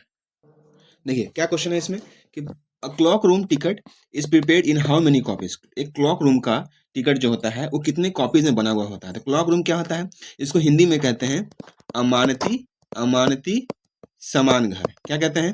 अमानती समान घर कहते हैं इसको। ठीक है, ये जो होता है वो लगभग सभी स्टेशनों पर उपलब्ध होता है, और कितने दिन के लिए रहता है? मैक्सिमम 7 दिन के लिए ये उपलब्ध रहता है। ठीक है, इसको जो होता है, जो यहाँ का जो टिकट बनता है, वो पहले आपका सामान का पैकेट का पहले जांच करेगा कि आपका जो बैग है उसमें कुछ बदबूदार वस्तु तो नहीं है, या फिर कुछ विस्फोटक माल तो नहीं है। ठीक है, जांच कर लेगा, तो उस पर आपको एक टिकट बनता है जिसको बोलते हैं LLT। क्या बोलते हैं? LLT। LLT का फुल फॉर्म क्या होता है? Left luggage ticket. क्या होता है? लेफ्ट लगेज टिकट होता है इसका full form. Left luggage ticket जो होता है ना, यहाँ पूछा है कितनी कॉपीज में बनाई जाती है, तो ये बनाई जाती है 3 कॉपीज में बनाई जाती है। ठीक है, पहली प्रति जो होता है वो आपका सामान पे चिपका दिया जाता है। ठीक है, सामान के ऊपर से चिपका देगा आपका जो भी टिकट रहेगा। दूसरा जो होता है वो यात्री को दे दिया जाता है, और तीसरा जो है वो रिकॉर्ड के रूप में रखा जाता है। ठीक है, अच्छा, क्लॉक रूम जो होता है आपका प्रथम 24 घंटे के लिए, फर्स्ट 24 घंटे के लिए कितना चार्ज किया जाता है? 15 रुपया प्रति पैकेट चार्ज किया जाता है। ठीक है, प्रति पैकेट चार्ज किया जाता है, पैकेज या लगेज या प्रति बैग जो बोलिए आप इसको। ठीक है, उसके बाद जो 24 घंटा जो आएगा उस पर आपको 20 रुपया का करके वो चार्ज करेगा, वो प्रति पैकेट या प्रति पैकेज जो है ना। चलिए अगला सवाल देखते हैं। Renewal off season ticket, renewal off season ticket can be done in how many days in advance. तो सीजन टिकट जो होता है वो आप 10 दिन पहले ही इसका नवीनीकरण रिन्यूअल आप करवा सकते हैं आप। ठीक है, समाप्ति के 10 दिन पूर्व। अच्छा, सीजन टिकट में जो होता है ना, वो आपका एक आईडी लगता है, पहचान पत्र दिया जाता है। ठीक है, जिसकी वैधता कितनी होती है? वैलिडिटी कितनी होती है? तो वैलिडिटी होती है 7 ईयर्स होती है, ठीक है। और इसका जो आईडी जो रहता है, आईडी का दाम कितना लेता है, दाम लेता है 1 रुपया, ठीक है। अच्छा, एक जो होता है इसका आपका सीजन टिकट जो होता है वो न्यूनतम कितने किलोमीटर के लिए होता है, तो न्यूनतम होता है 150 किलोमीटर के लिए बनाया जाता है, मतलब और कितने कितने महीने के लिए बनाया जाता है, तो 1 माह का भी बनता है, 1 मंथ के लिए भी बनता है, 3 मंथ के लिए भी बनता है, 6 मंथ के लिए भी बनता है, या फिर 1 साल के लिए भी बनता है ये, ठीक है। चलिए अगला सवाल देखते हैं। अगला सवाल क्या है कि प्लेटफॉर्म टिकट जो होता है वो कितने देर के लिए वैलिडिटी होता है, उसका प्लेटफॉर्म टिकट की वैधता कितनी घंटे होती है, तो 3 घंटे, 1 घंटे, 2 घंटे या 4 घंटे, तो इसका सही आंसर है 2 घंटे। 2 घंटे के लिए जारी होने के बाद 2 घंटे के लिए इसका जो होता है वो वैलिडिटी रहता है। अच्छा, इसका न्यूनतम दर कितना, प्लेटफॉर्म टिकट का न्यूनतम दर कितना होता है, तो 10 रुपया, कितना, 10 रुपया होता है। अगला सवाल क्या है, what is the full form of PNR, अभी जस्ट आप लोग को ऊपर में बताया था कि पीएनआर का फुल फॉर्म क्या होता है, तो पीएनआर का फुल फॉर्म होता है पैसेंजर नेम रिकॉर्ड, क्या होता है, पैसेंजर नेम रिकॉर्ड। और पीएनआर तो हम लोग पढ़ लिए थे, हम लोग क्या पढ़ते हैं, वॉइस का 2 पार्ट होता है, कौन कौन सा होता है, एक होता है आरएमएस, एक होता है टीएमएस। आरएमएस का फुल फॉर्म होता है rake management system, rake management system होता है, और टीएमएस क्या होता है, तो टर्मिनल मैनेजमेंट सिस्टम होता है, ठीक है। एक होता है आपका सीएमएस होता है, क्या होता है, सीएमएस होता है, सीएमएस का फुल फॉर्म क्या होता है, क्रू मैनेजमेंट सिस्टम हो जाएगा इसका, ठीक है। एक होता है वाईएमएस होता है, वाईएमएस का होता है यार्ड मैनेजमेंट सिस्टम। आरएसी का फुल फॉर्म बताए थे आपको, क्या होता है आरएसी का full form, reservation against cancellation होता है। चलिए अगला सवाल देखते हैं।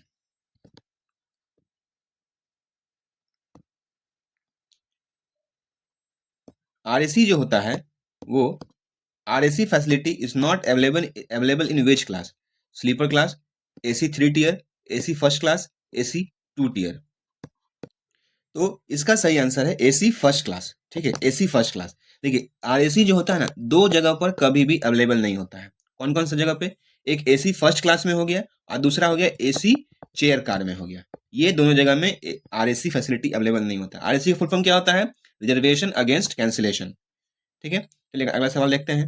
A dog can be booked with its owner in which class, एक डॉग को बुक किया जा सकता है और उनके ओनर के साथ किस क्लास में, sleeper class, AC 3 tier, AC first class, AC 2, तो इसका सही आंसर है एसी फर्स्ट क्लास। जो एसी एफसी का जो होता है ना, कूप वाला, अंदर आपको जो केबिन मिलता है उसके अंदर 1-2 पैसेंजर ही रहते हैं, तो उसमें आपको पूरा का पूरा कैबिन आपको बुक करना पड़ेगा, तब अपने आप कुत्ते के साथ उसमें जा सकते हैं उसमें आप, ठीक है। देखिए कुत्ता जब बुक किया जाता है ना, तो कुत्ते को अगर आप ये कूप अगर आप नहीं लेते हैं अगर आप, तो आप इसको ब्रेक वैन में बुक कर सकते हैं, कहाँ बुक कर सकते हैं, ब्रेक वैन में आप इसको बुक कर सकते हैं। लेकिन ब्रेक वैन में भी ले जाने का कुछ नियम होता है, आइए उसको हम लोग एक बार जान लेते हैं कि जब यात्री कुत्ते को ब्रेक वैन में ले जाना चाहता है, तब उस यात्री को कुत्ता बुक करवाते समय एक फॉरवर्डिंग नोट भरना पड़ता है, कौन सा नोट भरना पड़ता है, फॉरवर्डिंग नोट भरना पड़ता है, ठीक है। फॉरवर्डिंग नोट में क्या क्या लिखा रहता है कि कुत्ते के गले में एक पट्टा बना हुआ होना चाहिए, ठीक है, क्या बना होना चाहिए, पट्टा होना चाहिए एक ठो, ठीक है। उसके बाद उस पट्टे में एक ठो चेन होना चाहिए, है ना, लंबा सा एक चेन होना चाहिए, इसमें चेन होना चाहिए। उसके बाद आपका कुत्ता जो बुक करता है, प्रत्येक कुत्ते का वजन कितना माना जाता है, तो 30 केजी मानकर बुक किया जाता है, और जिसका न्यूनतम रुपया कितना है, चार्ज 30 रुपया दाम है उसका। और कुत्ते पे फ्री अलाउंस वगैरह नहीं मिलता है, ठीक है, कि हम भाई कुत्ते का भी फ्री अलाउंस लेके जाएंगे, उसका सामान वामान ये वो उसका वो सब आपको नहीं मिलेगा, ठीक है। कुत्ता का जो हाइट है वो 76 सेंटीमीटर से ज़्यादा नहीं होना चाहिए, और एल स्केल से, लगेज स्केल से उस पर भाड़ा लिया जाता है, जो कि भाड़ा कितना गुना लिया जाता है, तो 1.25 गुना लिया जाता है, याद रहेगा। चलिए अगला सवाल देखते हैं।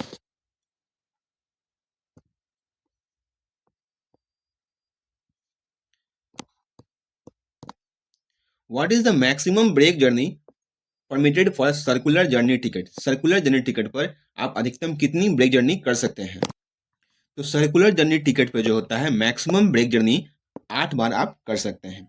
प्रारंभिक स्टेशन से, मैंने जो आपका ऑरिजिनेटिंग स्टेशन जो रहता है, ऑरिजिनेशन से 200 किलोमीटर के बाद से ही आप जो है ब्रेक जर्नी कर सकते हैं, अनुमति दिया गया है।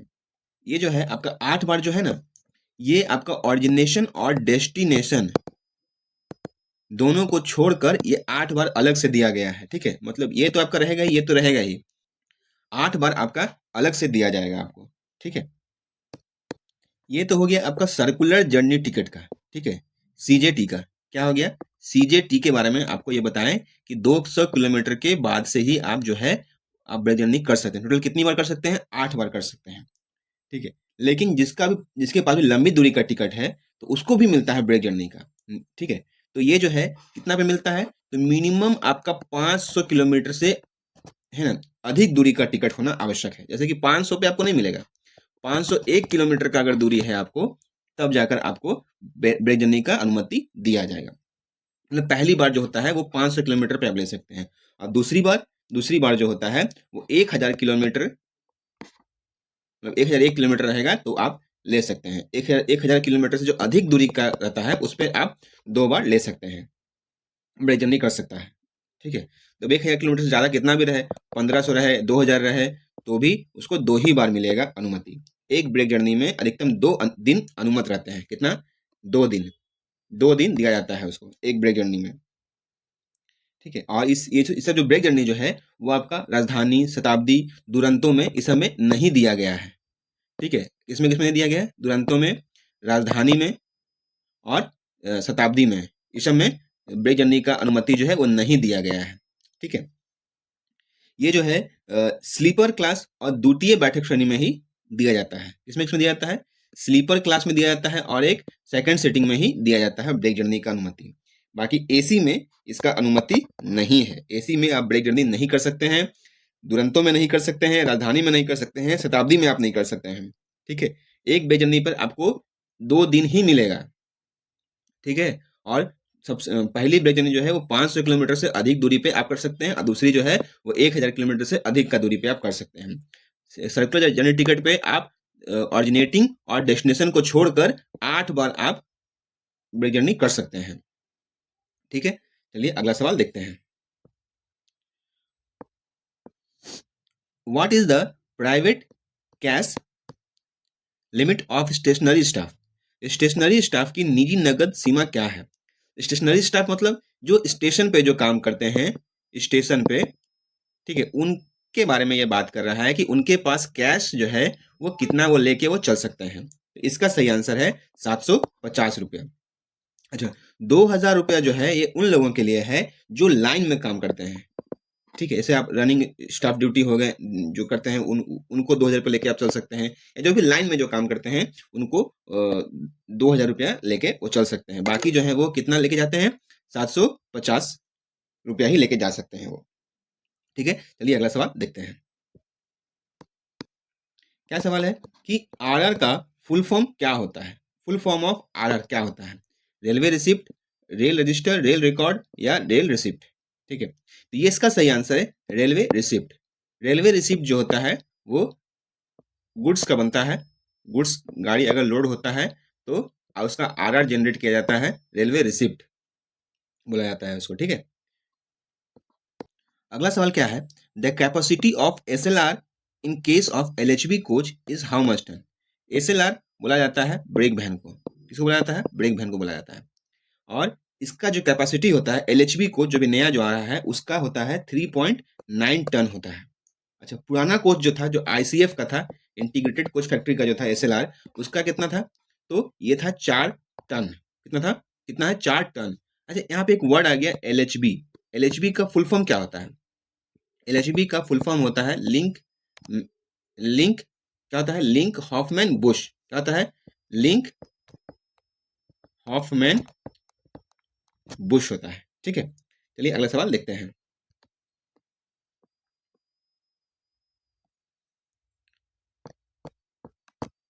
Wagon registration fee will be 40 forfeited if indent is cancelled by the party within, है ना, यदि पार्टी द्वारा इंडेंट रद्द किया जाता है तो वैगन पंजीकरण शुल्क जब्त कर लिया जाएगा। कितने दिन पहले, 10 दिन पहले। ठीक है, जब पंजीकरण की तिथि से 10 दिन तक, इसका मतलब ये भी हो गया कि जब पंजीकरण की तिथि से 10 दिन तक वैगन सप्लाई नहीं किया जाए तो उसके पश्चात जो है वैगन का इंडेंट रद्द कर दिया जाता है। ठीक है, और उसके है ना, वैगन अगर सप्लाई अगर रेलवे अगर नहीं कर सक रहा है तो इंडेंट जो है वो तो रद्द हो ही जाएगा। अब पैसा उसको क्या मिलेगा, रिफंड मिल जाएगा उसको। ठीक है, लेकिन अगर 10 दिन से पहले ही वो अगर अपना इंडेंट कैंसिल कर देता है तो जो WDRF का जो पैसा है वो उसको नहीं मिलेगा उसको। ठीक है, WDRF का फुल फॉर्म क्या होता है, वैगन डिमांड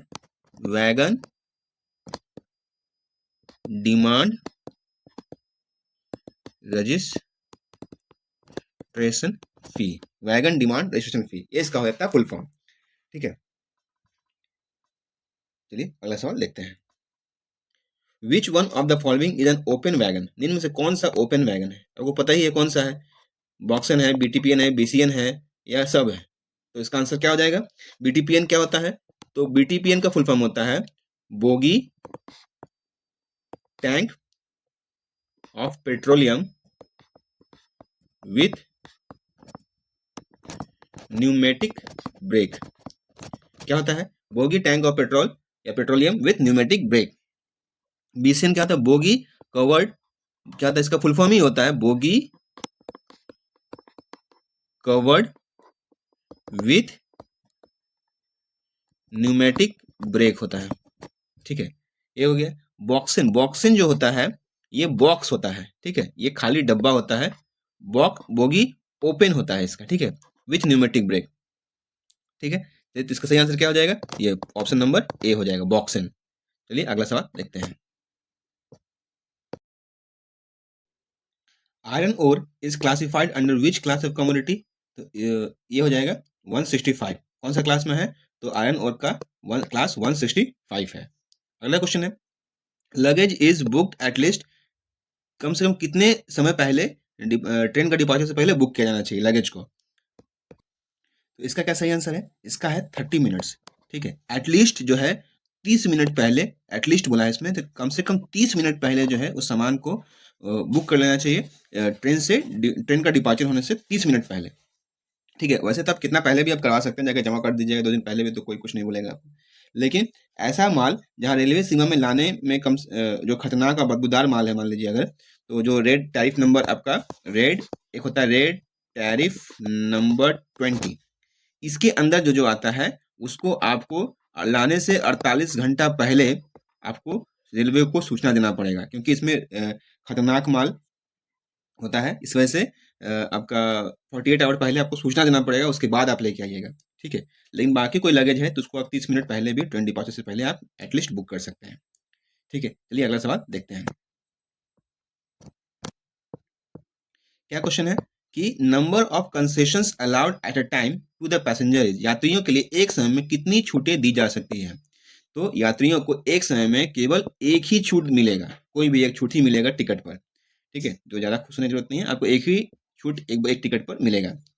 ठीक है, the Vande Bharat express train जो है वो कहाँ से कहाँ के बीच चलाई गई थी, तो ये जो है वो आपका दिल्ली से वाराणसी के बीच में चलाई गई थी। कहाँ कहाँ चलाई गई थी, दिल्ली से वाराणसी के बीच में। कब चलाई गई थी ये, तो ये 15 फरवरी है, 15 फरवरी 2019 को ये पहली वंदे भारत एक्सप्रेस ट्रेन चलाई गई थी। ठीक है, चलिए अगला सवाल। और इसका इनॉग्रेशन कौन किए थे, तो PM नरेंद्र मोदी। कौन किए थे, PM नरेंद्र मोदी। ठीक है, चलिए अगला सवाल देखते हैं। Tatkal tickets are not issued for the following class, Tatkal ticket जो होता है वो किस क्लास के लिए जो है वो इशू नहीं किया जाता है, sleeper class, AC 3 tier, AC first class, AC 2 tier. तो स्लीपर क्लास में तुम लोग करवाते ही हैं। ठीक है, किसके किसके लिए नहीं करवाते हैं हम लोग, तो AC फर्स्ट क्लास के लिए ये सेवा जो है उपलब्ध नहीं है। ठीक है, ये इसका सही आंसर नहीं पूछ रहा है यहाँ पर, तो किसके लिए उपलब्ध नहीं है, तो AC फर्स्ट क्लास के लिए ये सेवा उपलब्ध नहीं है। ठीक है, अगला सवाल देखते हैं। If a train is cancelled, अगर कोई ट्रेन कैंसिल हो जाता है तो passengers are provided with full refund उसको दिया जाता है on reserve tickets up to how many days, तो रिजर्व टिकट्स के लिए तो कितने दिन के भीतर उसको दिया जाता है, यदि ट्रेन रद्द हो जाती है तो आरक्षित टिकट पर कितने दिन तक पूरी राशि वापस की जा सकती है, तो इसका सही आंसर है 3 दिन। 3 दिन का शेड्यूल डिपार्चर से में आप क्या कर सकते हैं, ट्रेन को है ना, 3 दिन जो है, यदि आप टिकट जो है आपका रद्द कर दिया जाता है, रिजर्व टिकट, तो 3 दिन पहले तक आपका राशि जो है वापस कर दिया जाएगा। ठीक है, चलिए अगला सवाल देखते हैं।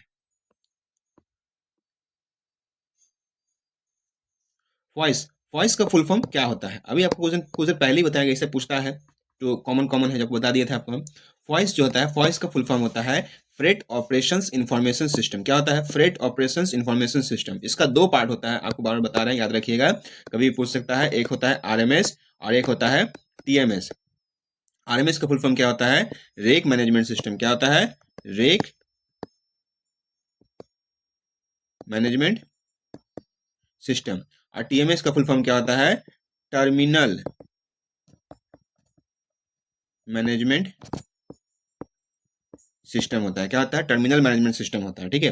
अच्छा, एक होता है एनटीईएस। एनटीईएस का फुल फॉर्म क्या होता है? तो नेशनल ट्रेन इंक्वायरी सिस्टम। क्या होता है? National train enquiry system. NTES का फुल फॉर्म क्या होता है? National train enquiry system. चलिए अगला सवाल देखते हैं।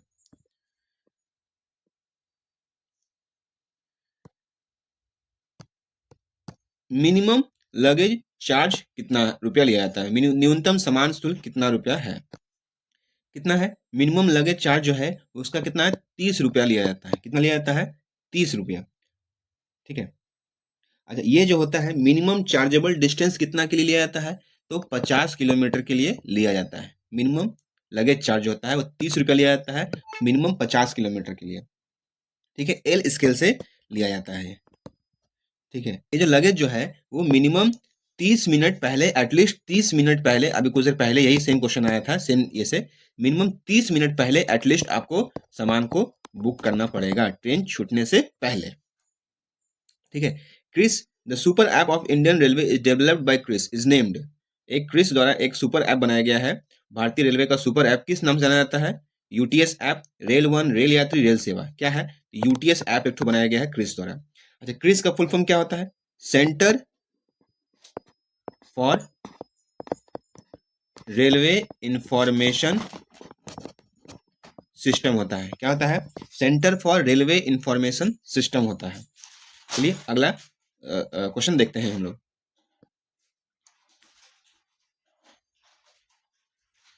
क्या क्वेश्चन है? क्या पूछा है इसमें कि who is the head of the commercial department at zonal level. ये तो हर एग्जाम में पूछ रहा है फ्रेंड्स। ठीक है, पीसीसीएम, पीसीओएम, सीसीसीएम और या डीआरएम। क्या होता है? पीसीसीएम इसका फुल फॉर्म हो गया फ्रेंड्स। पीसीसीएम का फुल फॉर्म क्या होता है? Principal chief commercial manager. क्या होता है? प्रिंसिपल चीफ कमर्शियल मैनेजर होता है। अच्छा, पीसीएम का फुल फॉर्म क्या होता है?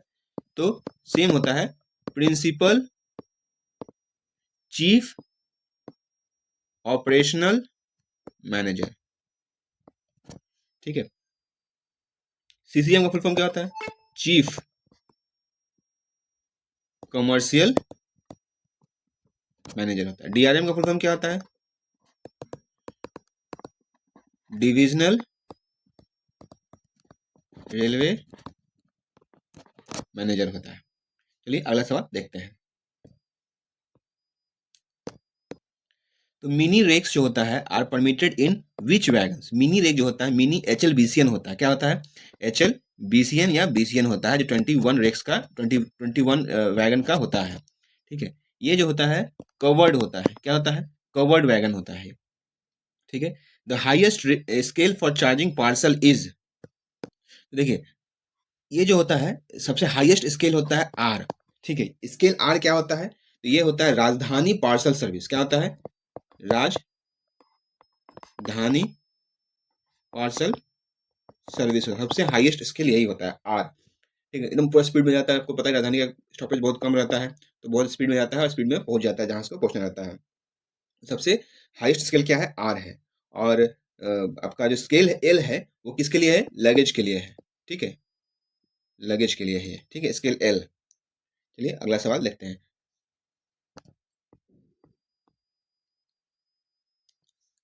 देखिए, क्रिस का आपको उसमें फुल फॉर्म बताएं। क्रिस का यहाँ फुल फॉर्म पूछ दिया आपका।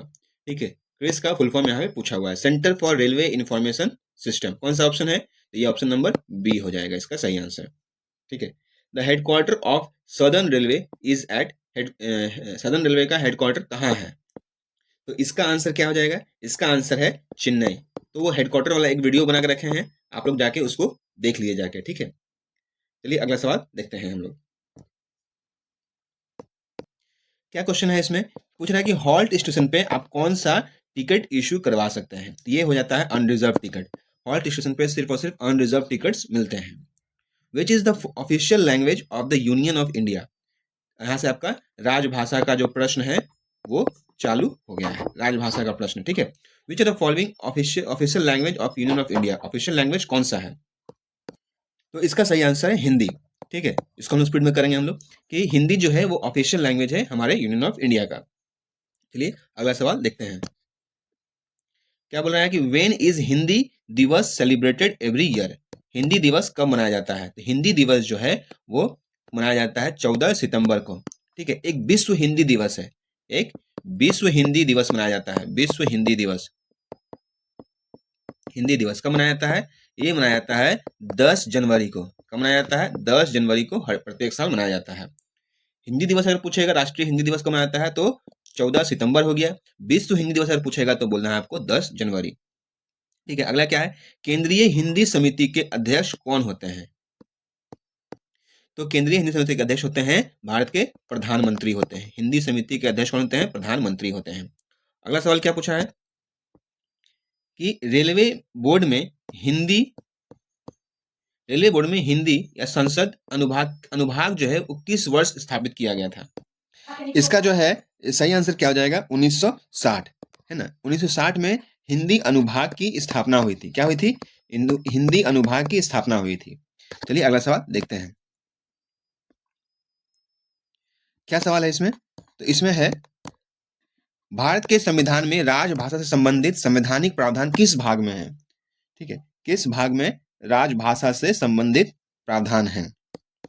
तो इसका सही आंसर हो जाएगा भाग 17। कौन सा हो जाएगा? भाग 17 हो जाएगा। अच्छा, ये जो है आपका अनुच्छेद जो है वो 343 से लेकर 351 तक है। ठीक है, अनुच्छेद 343 से लेकर 351 तक है। 351 में क्या है? हिंदी का प्रोत्साहन है। मंडल रेलवे कार्यालय के राजभाषा कार्यान्वयन समिति के अध्यक्ष कौन होते हैं? तो इसका सही आंसर है डीआरएम। मंडल का जो ऑफिशियल लैंग्वेज इंप्लीमेंटेशन कमिटी होता है उसका अध्यक्ष कौन होता है? डीआरएम होता है, डिविजनल रेलवे मैनेजर। चलिए अगला सवाल देखते हैं। भारत के संविधान के किस अनुच्छेद में हिंदी को राजभाषा घोषित किया गया है? हिंदी को राजभाषा घोषित किया गया है आपका अनुच्छेद 343 में। ठीक है, अच्छा 351 में क्या है? 351 में है आपका हिंदी का प्रोत्साहन। क्या है? प्रोत्साहन। ठीक है, हिंदी का प्रोत्साहन जो है अनुच्छेद 351 में है। राजभाषा अधिनियम 1963 कब पारित किया गया था? तो ये जो है आपका 1963 में ये पारित किया गया था। ठीक है, अगला सवाल क्या है?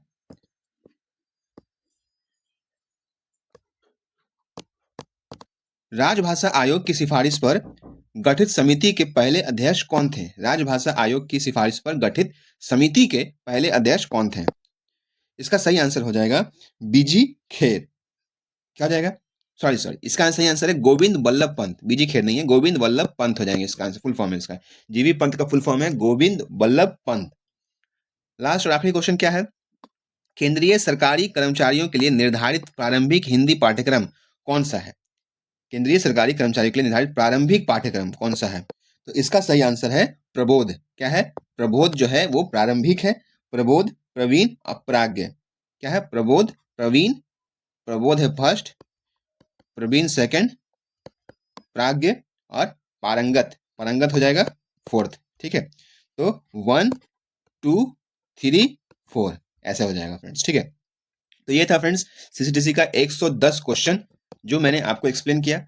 इसमें अगर कहीं भी आपको कुछ दिक्कत लगता है फ्रेंड्स कि मैंने शायद कुछ गलत बता दिया हो, ठीक है, फ्लो में, तो आप लोग उसको अगर आपको उसका सही उत्तर पता है तो आप लोग उसे कमेंट बॉक्स में कमेंट कीजिए। मुझे अगर वो सही लगेगा आंसर तो आपको वो पिन कर देंगे आंसर को, आपको कमेंट को, और या फिर उसको करेक्शन करके डाल देंगे। ठीक है, तो अगर वीडियो अच्छा लगा फ्रेंड्स तो वीडियो को लाइक करें। आप लोग लाइक नहीं करते हैं फ्रेंड्स, वीडियो को ज़्यादा से ज़्यादा लाइक करें, उससे मेरा मनोबल को मजबूती प्रदान होगा। और चैनल पे अगर आप नए हैं, चैनल को सब्सक्राइब कर लें। मिलते हैं अपने अगले वीडियो में, तब तक के लिए जय हिंद, जय भारत।